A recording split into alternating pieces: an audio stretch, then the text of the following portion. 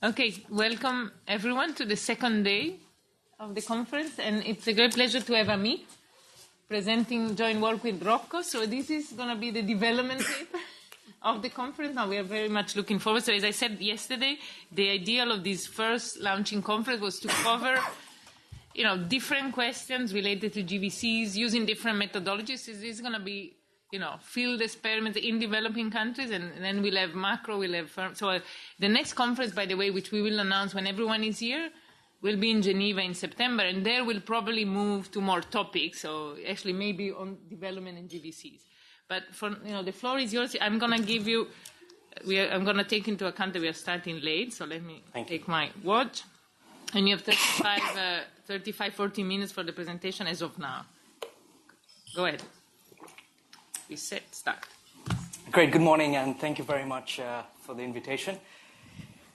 As mentioned by Paola, I'm just going to take a step back and sort of reflect on day one, which has primarily been about cross-border trade. What I'm going to do now is basically take you within a country, follow a single commodity, and look at what happens from the farm gate all the way to the export gate. So really put the lens on the local of the global value chain, and provide Daria's narratives maybe, pull down the curtain, which Andrew talked about yesterday, and maybe hit home the question which Kalina asked in her slide, which is, what are the market imperfections that firms face, and what does that mean for the global value chain agenda? What are the opportunities and challenges as a result of that? This is joint work with Rocco Machiavello, a long-time collaborator I've been working with.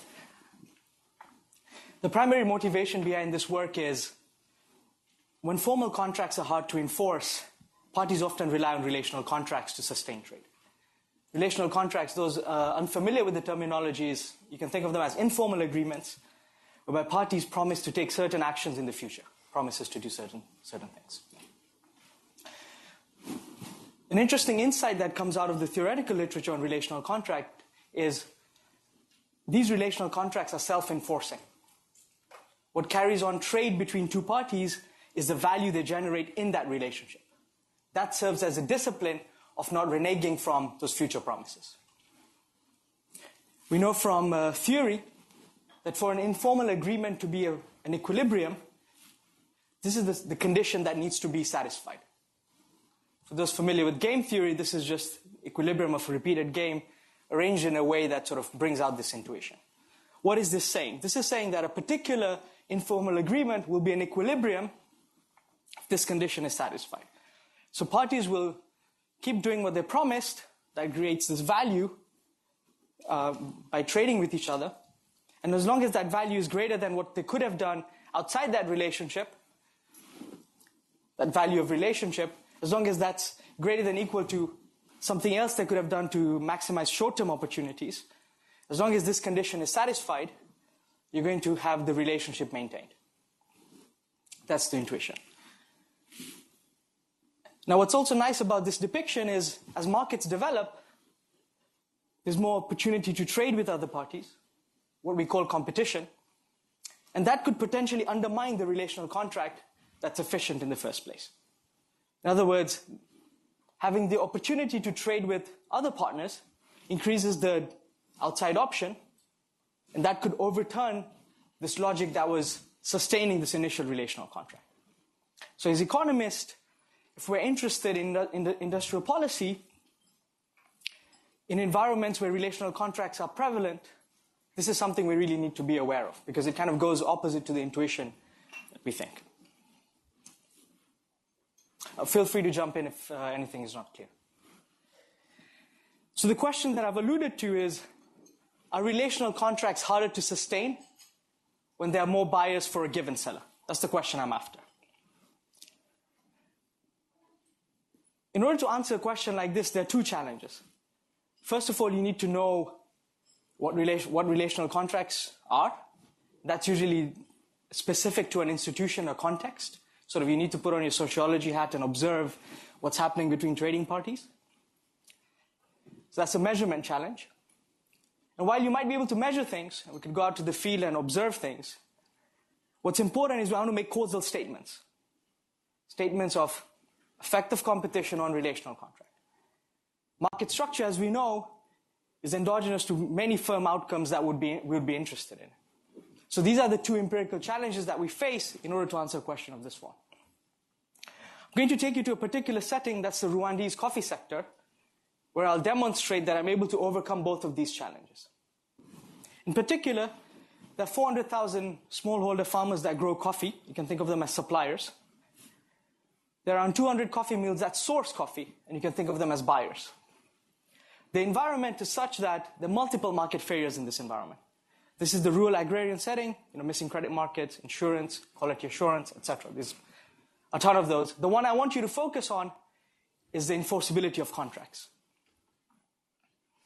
And I'll argue that it's mutually beneficial for the farmers and the mills to repeatedly interact, which gives scope for relational contracts.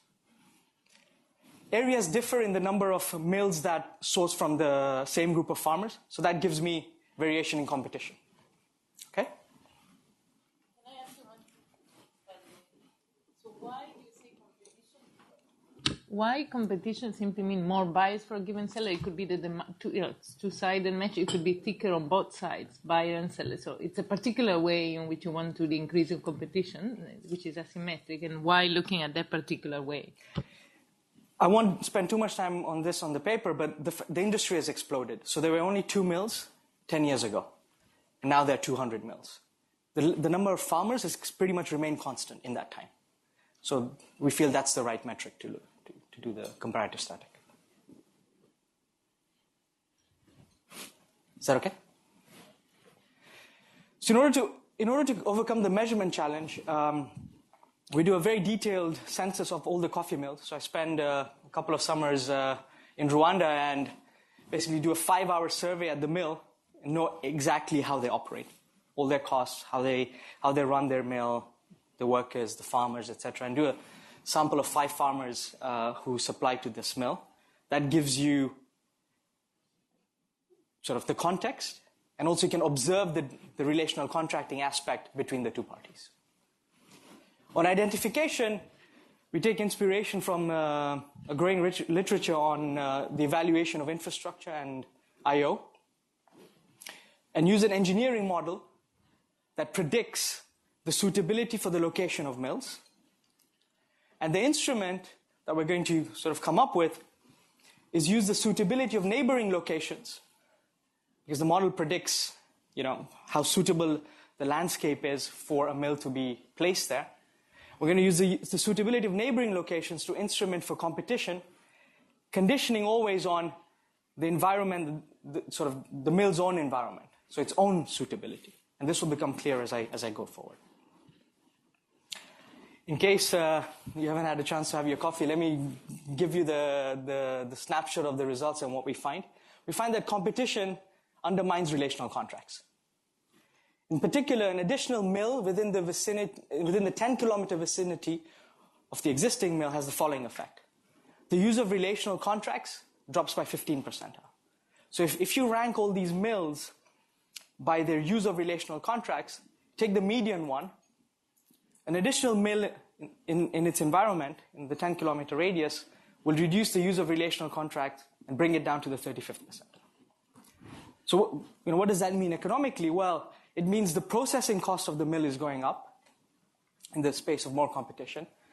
The capacity utilization of these mills is decreasing. In an environment where most of the mills are only using half their capacity, an additional mill reduces utilization by 8%. Managers often report scarcity of receiving inputs. And we have a way of teasing out that the quality of inputs these mills receive is of worse in environments where there's more competition. Results on the bullet 2 might not surprise many of you, that you have competition and, the mill's performance suffers. It's not too surprising. Interestingly, the farmers are not better off when there's more competition. They're selling less of their produce to mills, and they're processing larger percentage of their produce at home, which I'll argue is an inefficient way of saving. They do not get higher prices. And on various sort of qualitative measures of satisfaction, job satisfaction, they report not being so happy. So lower job satisfaction environments with competition. There's a large, sort of a small and growing empirical literature on looking at contracting and firms in developing countries. I'm not going to do any justice in summarizing this, so happy to discuss later where this exactly fits in. But for the sake of time, I'm just going to move forward here. This is a brief outline of my talk. But just to bother you on the literature, I don't know the literature so well. Okay. And I think not many people. So I thought that the message that competition undermines relational contract, at least the theory, like I'm thinking Cranton's paper, was known. So yes. in some of the empirical paper already shown evidence of that? No. So this is the first paper exactly. that tests the theory? Yeah. So the couple of innovative things that we think we're doing, we're really taking seriously the identification. We really want to make causal statements, so we feel like we have something reasonable to go after identification empirically. Also, this is often the work that's been done in agriculture is very sort of narrow on a particular set of farmers or particular set of firm. It's not usually looking at the industry. So here we're looking at the whole industry and looking at industrial policy and how that affects things which people now think are increasingly important, which are informal relationships. Yes? I mean, in your specific context, what exactly is the inefficiency that the relational contract is fixing and that competition is hurting? If you just bear with me for a couple of slides, I'm going to take you through exactly what that... Yeah, thanks. I'm going to do a brief coffee 101, just so that we're all on the same page. So coffee is grown in Rwanda, smallholder farmers. Smallholder meaning less than 1 hectare of land. These farmers are usually, aside growing coffee, they grow food crops for their own consumption. So they're on subsistence living, cabbage, etc. So smallholder farmers, hand-picking cherries. Coffee starts its life as a fruit, known as a coffee cherry. And they look like cranberries. So smallholder farmers picking this from their plots. Now there are 2 ways of processing these cherries once they are harvested. They can process it at home. And this is what happens. When it's done at home, they use rocks to remove the fruit, the pulpage, which is what's covering the bean. That's what we're after at the end of the day. So it's a very rudimentary way of extracting the bean. So you remove the fruit and pulpage using pretty much rocks. You use dirty water to sort of clean that. It's left on in the veranda of these households. A lot of dust accumulates on it. There's the chicken running around, etc. And in the end, you get what is called parchment. So this is home processed parchment, which is, as you can see from the color, very darkish. The cost is very low to process this. The quality is not maintained. But it allows farmers to save this produce. So this can be kept stored in a tin and could be liquidated later in the year. Okay? The other option the farmers have is to take that coffee cherry to the mill. Now, it has to be taken within 5 hours of picking from the tree, because otherwise it starts fermenting, rotting, and the juices affect the bean, and that affects quality and, at the end, taste and flavor. So you bring it to the mill. These empty, sort of large empty swimming pools are used to process, put in these sort of large containers. There's a pulping machine here, which takes very good care of removing the pulpage very carefully. And this is done over a period of 12 days. The removal, it's passed through very clean water. It's left to dry. You can already see the difference in color. The quality is really well maintained. It's dried over a period of a couple of days, very careful drying. The last picture on your right is basically the final stage before it gets bagged and shipped to the capital and graded, etc. So the key message I want you to take away is that processing cost is high, value is retained, but the farmers have to bring it here to the mill. Whereas the home processing, lower cost, lower quality, but can be stored. Okay?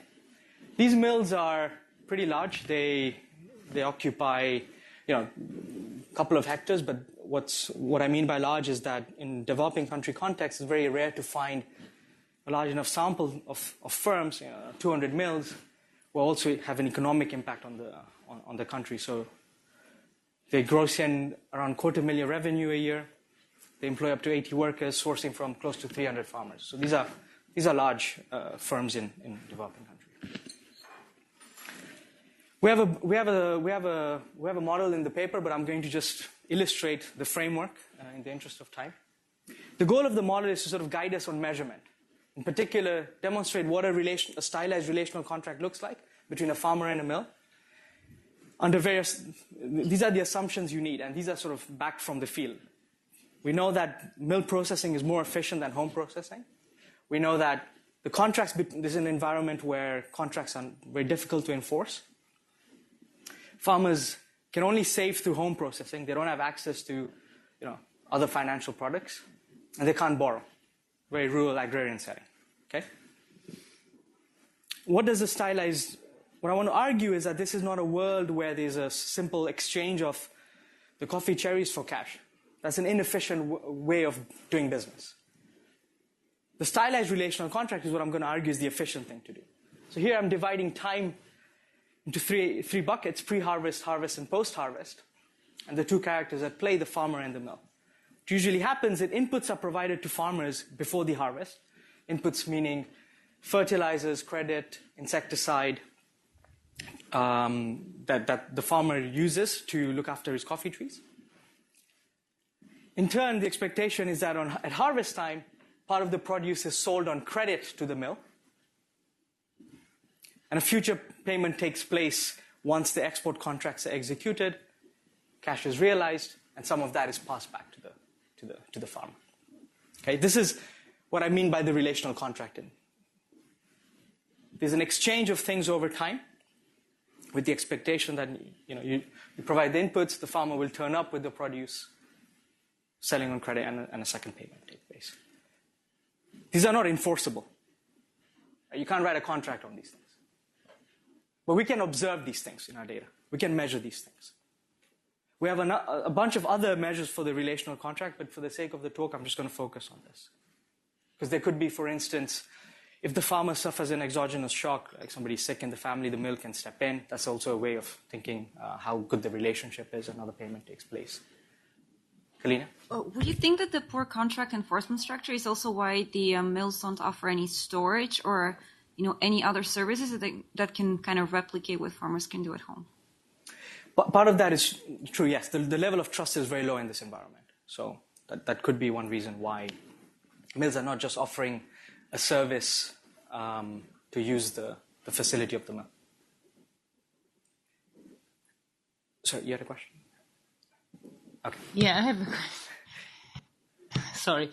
So you have in mind, I was looking if you actually model, so you have in mind an infinitely repeated game between these players.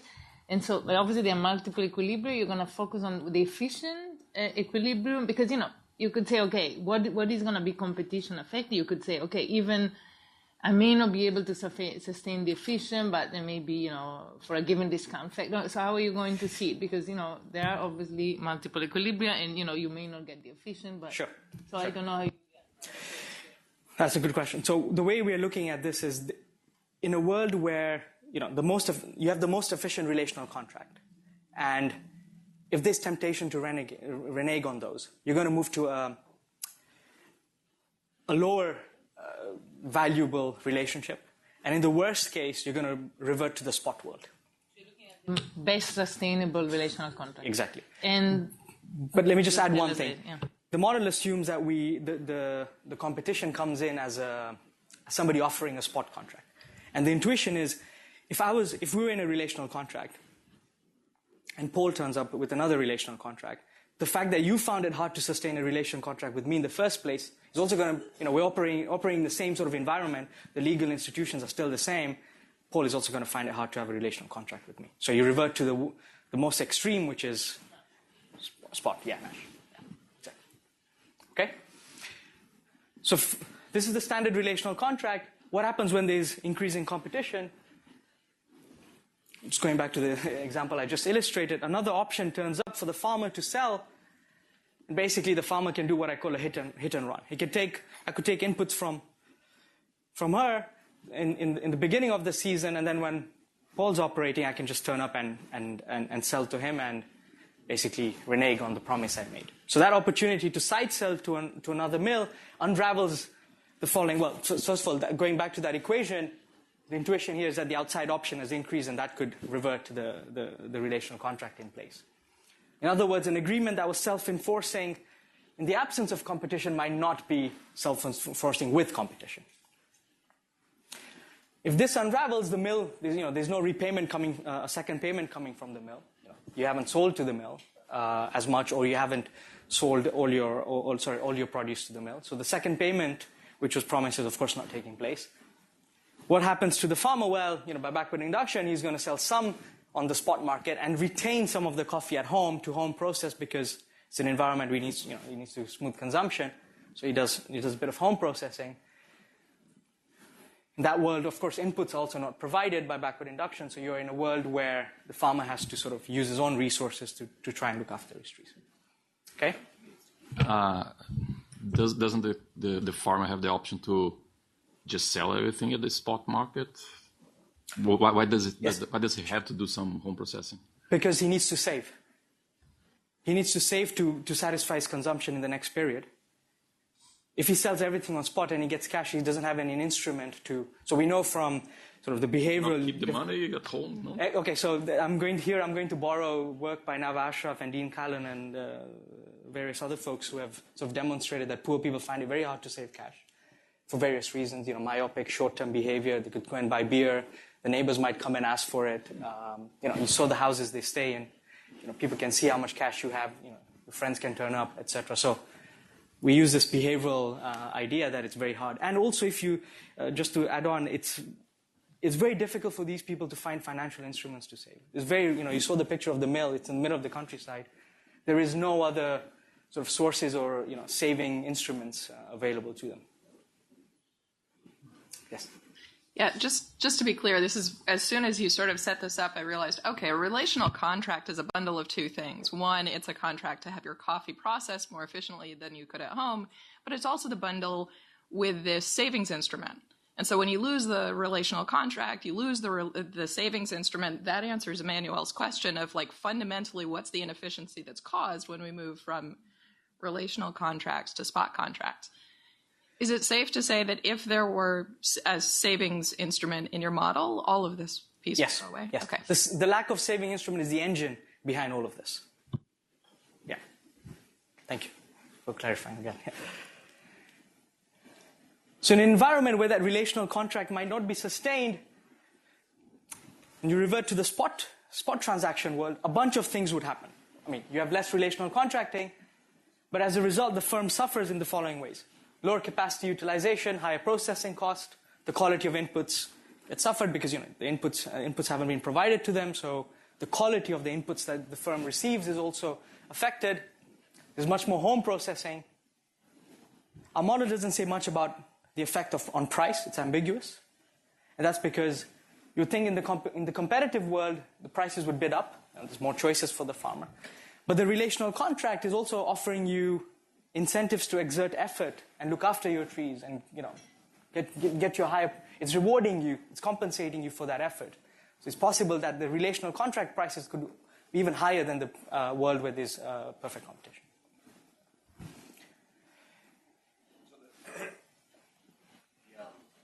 The mills could bundle a saving product with the spot sales. Yes. But they don't understand that that's the problem, or... Right, that would induce you to sell all your output to the mill. You'd get some cash today and some at the resolution of the export market. Yes, they are. So I can say two things about that. It's the level of trust is very low in this environment, first of all, and this is measured. The rural agrarian setting. So the trust between the farmers and the mill is very low. So that could prevent the farmers trusting, because what's happening. These mills these are seasonal, seasonal crop. So there's only a limited time of the year where the mills are open, a couple of months. And then the managers of the mill leave and go to the capital and the mill is shut down. So these relational contracts are very infrequent. They're very difficult to sustain. Low education, low risk, high risk aversion, makes it very difficult for these products, even if they're available, to sustain. I think it's a process. I think maybe we're off that equilibrium path. That's what might be happening. And also, it's very costly for the mills. Require a lot of working capital in order to sustain that procurement at harvest. So, if when you ask the mills, one of their biggest constraints is lack of capital. So, again, having a saving product, etc., is going to put more constraints on their ability to meet those needs. That makes me move to the empirical aspect of the paper. So, as I mentioned, I conduct a census that allows me to observe the transactions between the farmer and the mill. And here I'm just focusing on the key ones that we think are important. You can look at these as follows. So we look at the period, which is pre-harvest, harvest, post-harvest. What the action is, the provision of fertilizer, the provision of inputs, the cherries being sold to the mill, and the second payment. So measure those aspects of the relational contract. Basically, you ask the farmer, did you receive the input from the mill? Likewise, did you sell cherries to the mill? And did you receive a second payment? And then the mill is also asked the same question. There's a slight discrepancy in the responses because the mill is asked about all its clientele, so all that are selling to its its catchment area. The farmer is asked about that particular mill. So it could be that those are not completely overlapping. We check for systematic bias by looking at the note. It's interesting. The farmers keep a notebook of what they're selling, how much, when, to who, etc. And I ended up at one of those huts and checked whether there's any systematic bias on the responses, and there isn't. There are various ways of using these measures. Do what many people do is standardized indices, which is basically mean zero standard deviation 1. I can look at these individual measures of relational contracts. I can create sub-time period measures, or I could just create one index of the relational contract by giving equal weighting to the responses from the farmer and the mill. That's what I call the relational contract score in the paper, and that's what the results that I'm going to show you are going to focus on. The results are robust to looking at individual aspects of the relational contract or bucketing into the different time frame. You might think, okay, great, you've measured things well. They also correlate, they come in packages. If the inputs provided before harvest, selling on credit, receiving the second payment, those are all positively and significantly correlated conditionally and unconditionally. But what's the economics of, does that have any economic impact to the firm? These measures correlate with, so positively correlate with utilization and negatively with processing cost. So we feel comfortable that, managers are thinking about, managers are evaluated on how much they're using their capacity and the processing cost, and these relational contract measures sort of are correlated with these aspects. So can you tell us what the question they were actually asked is? I don't understand the index. 0.47. How do I interpret that number? Just 47.6% of the farmers received input from the mill. Index is going to be just your aggregate up. Yes, exactly. So the higher the share, more. the more intense the contract is. Yes, idea? yes, exactly. And give equal weights to both the farmer and the mill's response. So that's the relational contract aspect. Now we need to measure competition. So you look at mill I, the green dot, and various mills surrounding it. Mills don't think about competition in terms of administrative areas or other aspects of boundaries. You can think of them as catchment areas.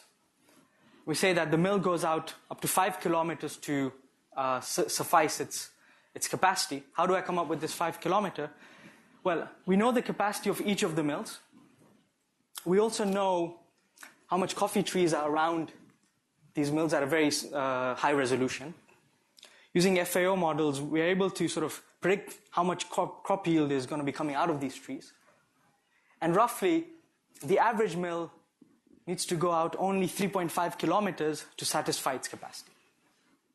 So we think 5 kilometers is a sufficient conservative measure.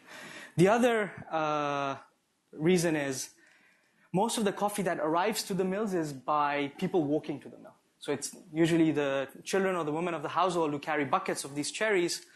They're not walking more than 4 kilometers to get to the nearest mill. So we think 5 kilometers is a reasonable number. We do a lot of robustness on this in the paper. Also, we measure competition in different ways. We take in account of individual capacity and capacity around you. We do various bunch of robustness checks. For the sake of the talk, I'm just going to focus on the 5 kilometer radius. So that's the mill's catchment area. Who are the competitors for mill I? Well, it's anybody who is sourcing from the same catchment area. So anybody who intersects that catchment area. Well, the number is 10 kilometers. So anybody who's sourcing within 10 kilometers of mill I is going to be a competitor for it. Okay? So my measure of competition is the number of mills within the 10 kilometer radius. There's variation in this measure. There are places that are highly competitive. There are areas where there's more than 10 mills sourcing from the same group of farmers, but there are other places quite remote and you have only 1 or 2 mills. The average mill is facing around 6 competitors. So I don't know anything about coffee, but do you plant or they come, so I mean, could it be that your measure is endogenous to some extent, or is it just natural, I don't know anything about cooking. Great. It's an important question. Coffee is grown on trees, as I said. Coffee trees take up to 8, once you plant the tree, it takes up to 8 years before the first crop, sort of the first full crop is harvested. So it takes a long time for coffee trees to grow. And we check, basically we have 2 censuses in the period the industry has grown. There's been only 7% growth in coffee trees in that time, and only 5% new entry in the number of farmers. So we feel like we're looking at a place where there hasn't been much change on that dimension. This is a simple, yeah. So we should assume that mill location was random? I'm going to get to that in a second. If we simply plot, this is a partial regression plot on the relational contract measure and competition, you get a negative relationship, and as already pointed out that we can't make causal statements with this. These are mill observations. So the regression of the following form is what I just showed you. Measure of relational contract, a bunch of mill characteristics, geographical characteristics in that area, and my measure of competition. There's challenges to causality, and they could be various. So standard measurement error could bias beta towards 0. It could be upward bias. There could be unobserved characteristics at the local level that are conducive for forming relationships in those places, but also attract entry, maybe local state capacity. It could be downward bias. Smart managers could locate themselves in places where they're poorly run mills who score really badly on relational contract. So for various reasons, that beta is contaminated if you're running an OLS. And that leads me to the standard approach, which is finding an instrument that relates to how many mills compete with mill I, but has no direct effect on the relational contract score. Okay? So I'm going to try and explain to you the idea of going after an instrument in this, and then show you how I do it. So going back to those circles, you have mill I and the competitors J and K. We'll focus on the surrounding area of mill I, where mill J and K are located, and argue that that green area which is shaded, think of that, it's breakfast time still, so think of that as the donut. That surface could potentially serve as an instrument as long as the only way that area affects the mill I's performance is by attracting competitor. So put it more sort of technically, conditional on cost drivers within the mill's catchment area, the gray circle, I hope it's coming out a little bit, so the blue circle, suitability for placement outside that catchment area affects mill's operation only by attracting the number of competitors.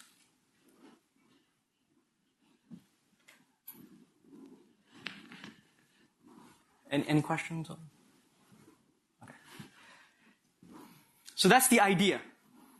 But before we can even sort of think about how to operationalize this, I came across this engineering model, which basically, in the early days of the sector, the private sector got together with USAID and various agro-economists and sort of discussed that Rwanda coffee is really not on the global map yet. Now we go to Starbucks and find Rwandese coffee, but 10 years ago that wasn't the case. They sort of kind of started thinking, brainstorming, what are how can we make it more attractive for private sector investment to come in, and what are the sort of the conditions that are conducive for having a mill? What are those conditions that will allow entry to take place? So step one is like operationalizing that engineering model they talked about, because it was only talked about. And second, once that engineering model is sort of operationalized, because what that will do is it'll create, at a fine spatial resolution, how suitable it is to have a mill in a certain place. Once you can do that, the second step is basically creating the instrument itself, which is aggregating up to that donut and that catchment area, the suitability. They mentioned various criteria that are eligible for having a coffee mill. They said, please don't put a coffee mill in the national park or in the forest or in the lake. Let it be a suitable land cover. There should be enough coffee trees in that vicinity, in a large sector. Sector is an administrative area, 60 square kilometer.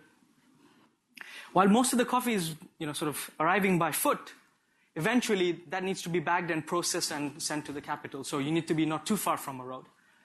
You saw from the pictures that you need a lot of water, a lot of clean water.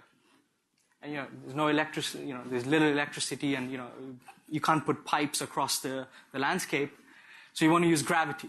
So they advise that, a certain elevation window will suffice for water to flow into the mill. Now, these were all concepts. I basically try and operationalize this by using orthophotos, which are, very high resolution imagery of the country, and using GIS and remote sensing skills to try and extract this kind of information. So this is a typical orthophoto. You can kind of see from this, there's a road here, there's a house, changing contours. And you can extract all those conditions from an orthophoto. So the brown line here is the road. The yellow lines are the contours. The blue here is a spring. That's its source. So what I'm trying to say is, if you have access to such information, you can operationalize that model. How do we operationalize it? Well, this is a map of Rwanda. We chop it up into a square kilometer grid box and overlay all those conditions that the engineering model specified. Get rid of areas which have national parks, which don't satisfy the elevation criteria, etc. And you end up with these places that are suitable for having a coffee washing station, a mill, based on those criteria.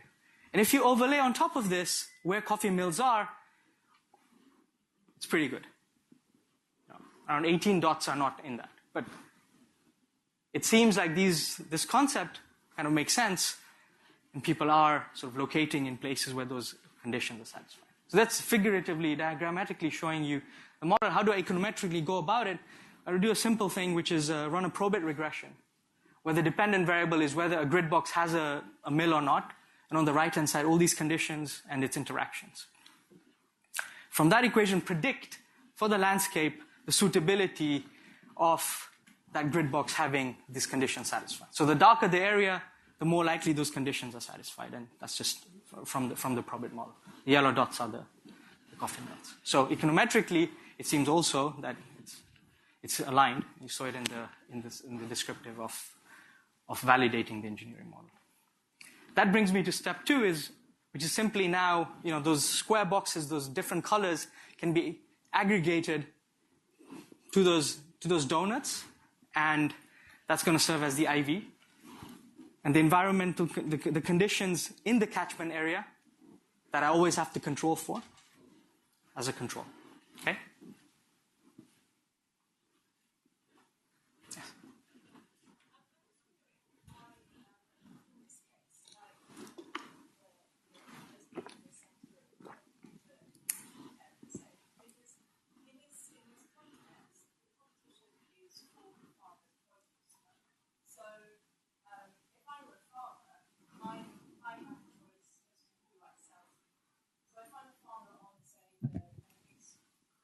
Thanks. I don't know if you heard what I said. I did. So if I'm a farmer on the extreme of the radius, my choice is between, say, this mill that you've taken as the center of the radius, of the circle, or another one that's, say, within my walking distance. So why not, as a measure of competition, take the farmer or the location of the farmers as the kind of center of this catchment? That's a good point. We haven't done that exercise, but we are going to do it. We had challenges in finding out where these farmers are from. So we didn't have we know the GPS of the mills, but we don't know where the farmers are located. And that could be, the way we have set up the model is the farmers are homogeneous, that we're not exploiting this partial heterogeneity. But what you're pointing to is maybe, those farmers who have a greater intersection might have more choices and look at the effect of competition that's varying depending on how tight that intersection is. Yeah, we will do that. We haven't done that yet. So let me try and put those pieces together now and go after sort of trying to make causal claims here. So this is the first stage, competition and the instrument, which is the donut, positive and significant. This is the reduced form, the relational contract on the instrument, and you see here the negative and statistically significant relationship. So column 1 was the naive OLS, which I've already shown you. Column 2 was the first stage, and column 3 was the reduced form. Let's focus on column 4, which is the IV. I'll make 2 remarks here.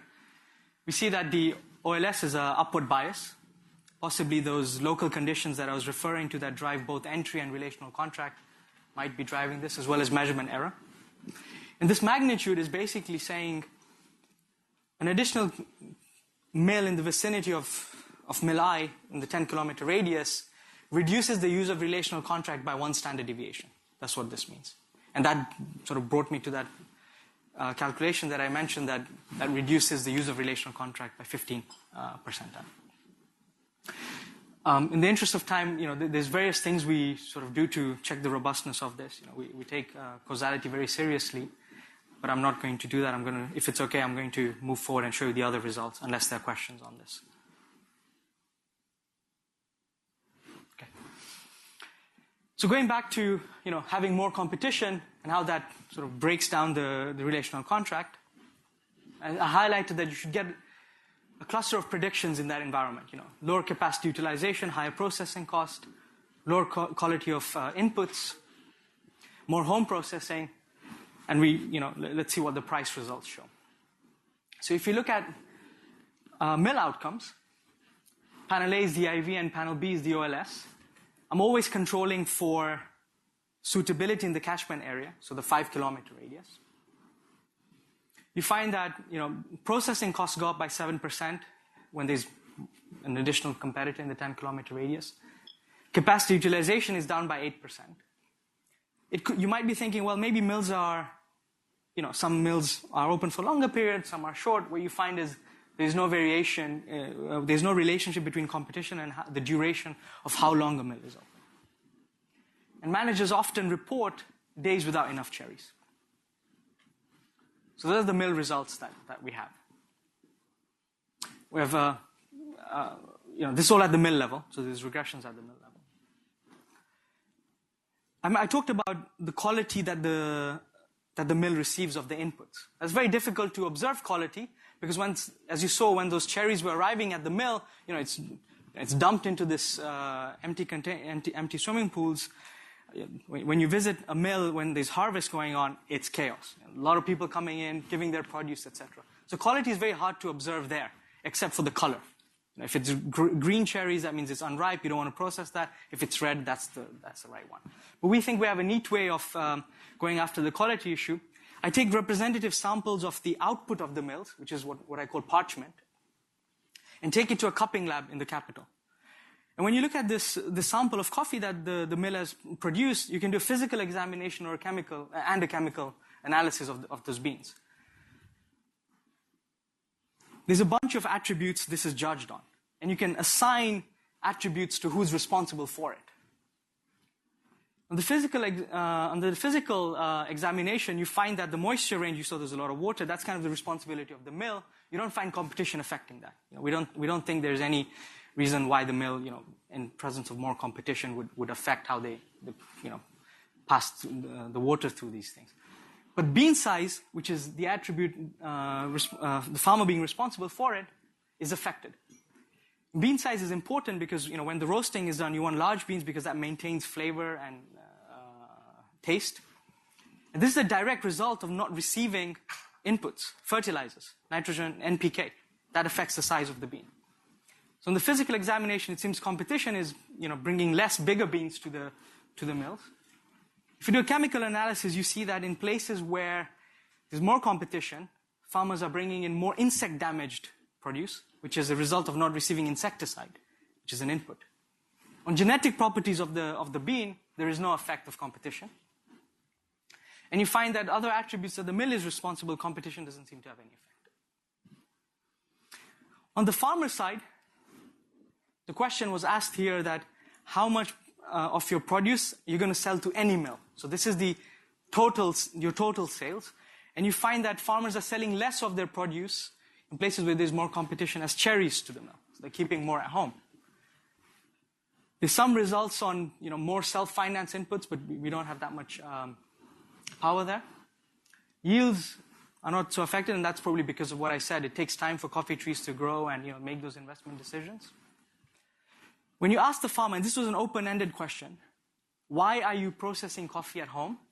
The number one reason was because it allows them to save. That's what they told us.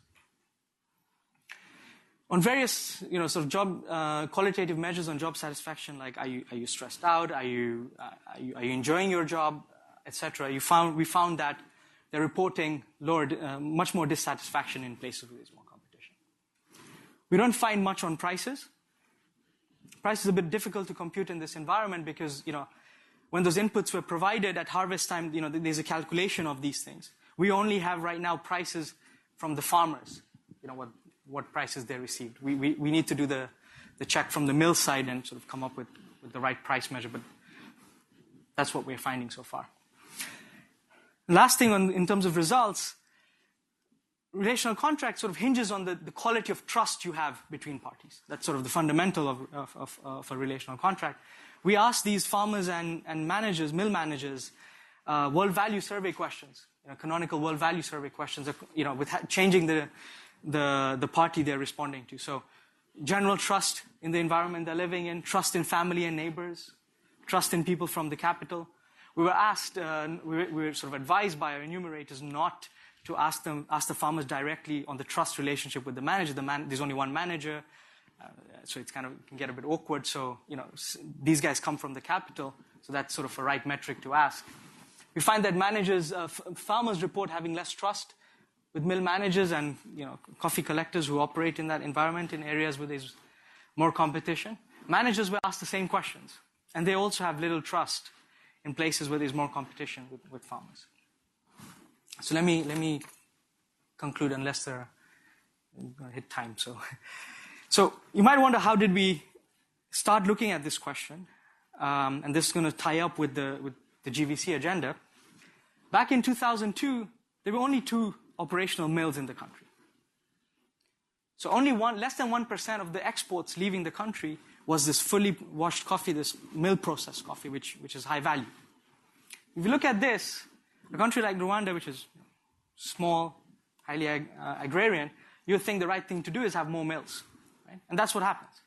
Fast forward 10 years, there are many more mills operating. A third of its export is now the high value coffee. But still 2/3 is the home processed coffee. Interestingly, the capacity utilization of these mills is only half. And over time, as time has kicked by, there's been more mills that are coming online. More mills are being constructed. But the share of high processed coffee has sort of remained flat. Capacity utilization has also remained at 50%. Here we feel that we're sort of giving a micro foundation of why that capacity utilization hasn't been taking place. I won't repeat the results, but the first thing that sort of jumps out of this study is you need improvement in contract enforcement along the value chain. It's very hard to do that. You need to change institutions, and it's potentially first best. There are very few environments where this takes place. Costa Rica is an example. And both Laura and Annabelle are not here, but they have no influence on me mentioning this. Costa Rica has had an interesting institutional environment. Both the political elites and the coffee elites were sort of on the same side of the table, so the sector has always been sort of well looked after. And they've sort of taken advantage of information technology. Unlike in Rwanda, where when the coffee arrives, there's no records kept, there's no registration of it.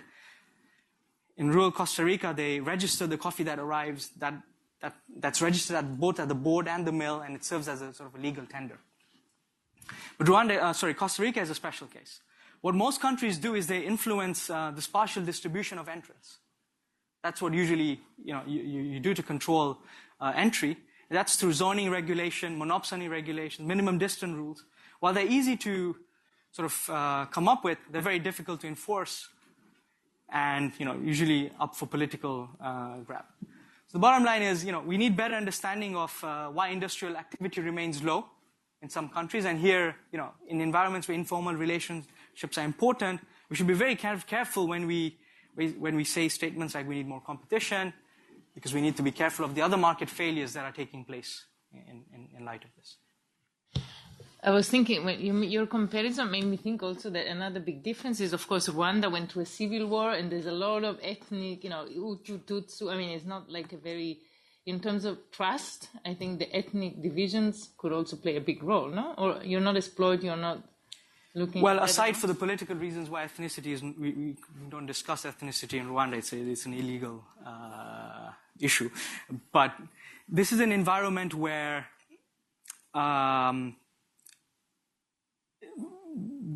That's sort of, in a way, this is seen as an example of, a sector that was nowhere and in 10 years has come out of being so successful while these people live next to each other.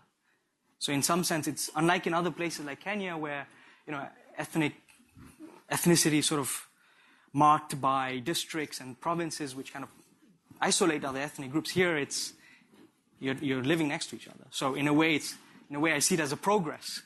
And in the 10 years, the sector has been able to do so well, given these ethnic issues.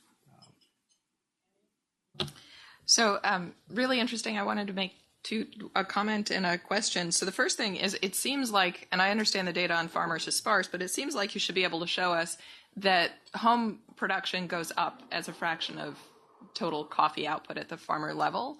That's certainly what your model would predict. Not sure you'd find it, but it seems key for your mechanism to argue that, yes, this is the contract piece. And the other thing is, when you talk about the first best, I'm surprised I don't see saving. Because if you have credit markets, then this whole thing is sort of moot. Both great points. On the first one, recall that we have a cross-sectional. So we only see one point in time the farmer's share. That's the result I show you. But this summer, as one would do, I spent time in Rwanda and we've done the survey again. So, we have the next data point, and we should be able to say something about that. Your last point is very important. As economists, we think, yes, exactly, we need to improve the credit market. But it's very difficult to do. It's very, very difficult. It's very difficult to even lend to these mills in the first place. When you talk to the development banks, both in Kigali or, if you talk to the IFC, they just don't fund these things. They don't understand agriculture value chain. So, going after savings is very challenging. And we know from other evidence, I'm going to wrap up, is, uptake on ROSCAs, saving society, all those things might be available, but farmers either don't understand them or they're facing other challenges to take that. But both very important points. Thank you. Okay, thanks a lot. So let's move to the next paper.